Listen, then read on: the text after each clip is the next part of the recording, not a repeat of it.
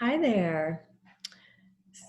So, hi, Suzanne. I'm here today with Suzanne Frazier, whose new show is up at Dart Gallery. And we are going to just talk about that and a little bit about Suzanne's practice as an artist.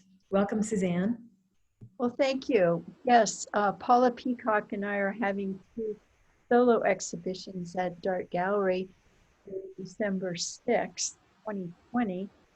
And the show is called Shift in Perception.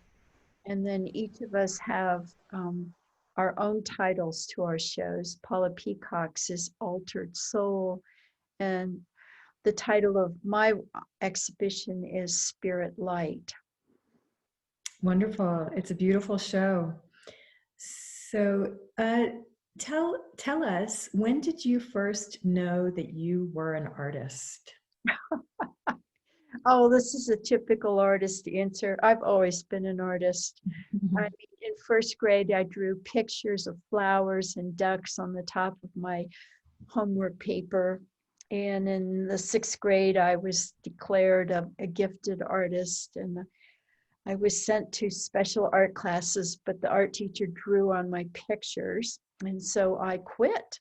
I couldn't handle it. And then when I went to college, I wanted to take art classes, and my father wouldn't pay for them. So I became a philosophy major instead of an art major. Go figure. He thought I would make more money being a philosopher. Um, but then I worked for 10 years in radio and for Frontier Airlines. And then I kind of said, I've saved a lot enough money. I'm going to art school. So at the age of 40, I went 1 year to Denver University, and then I transferred to the University of Colorado in Boulder. And in 1989, I got my BFA in studio art. And so I am a fine example of you don't have to start at the beginning of your life, even though I did make a lot of art, being an artist until you're in your later years. And so I have been teaching and making art, showing work since 1990. And the rest is history. Great. I love that story of finding art later or committing to art later in life. And I'm always curious, when did you, I mean, you answered when you committed, when you were 40 and you went back for a degree, but what was it that caused that to happen?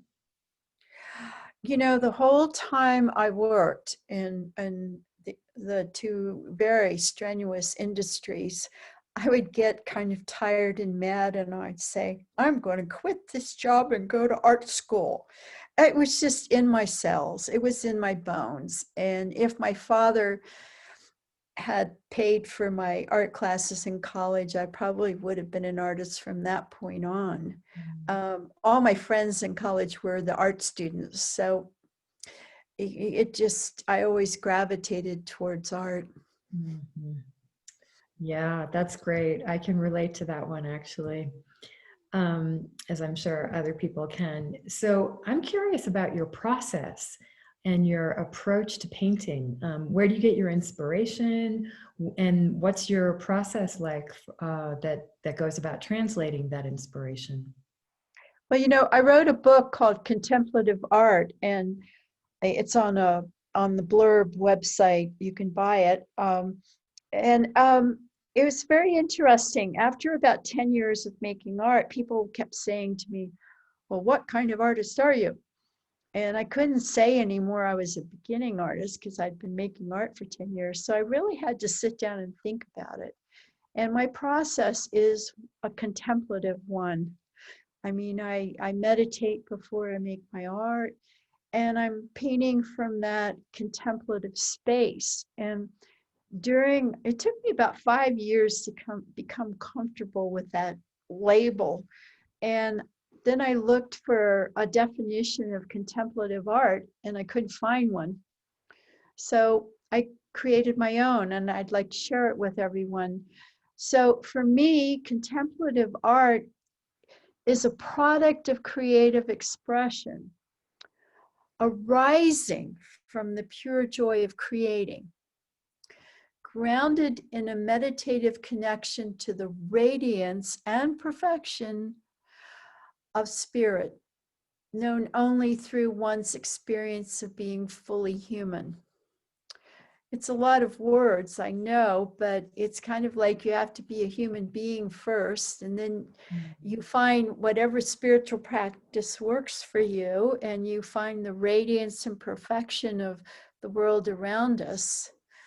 And then from that point of view, you create your art from the pure joy of creating. And the final part of the process is the product, the final painting. It's not the beginning of the process, it's the end or the finale of finishing a piece of work. And so it's kind of upside down in my life. And so my inspiration comes from my meditation time, and the current series, Spirit Light, comes from my 48 years of living in Colorado and getting up and looking at the sunrise every morning or the sunset every afternoon. And, you know, the colors and the diversity of what appears every morning. I mean, no two sunsets look alike.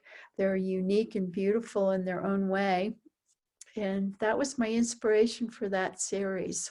Beautiful. And I've lived in Denver, I've lived in Boulder, I lived in Crestone up in the San Luis Valley. And so the paintings in the exhibition reflect all those locations, as well as just looking out on the plains and seeing the sunrise from, you know, the flatness of the earth. Mm-hmm. Yeah, wonderful. There's such warmth and richness in the colors and in the pieces. So thank you. Thank you. Well, color is an important component of my work, and I always try to make unique colors that can never be created again. So that's an aspect. And then I apply either heavy texture or light texture with palette knife, but I mostly paint with a palette knife now. I love it. Fantastic. Thank you for sharing that with us. Is there anything before we wrap up that you want to share with viewers? Anything you want to pass on to viewers that they should look out for? Well, I would just encourage everyone to create. And if you create from the center of your beingness, you can never be wrong. People cannot criticize you.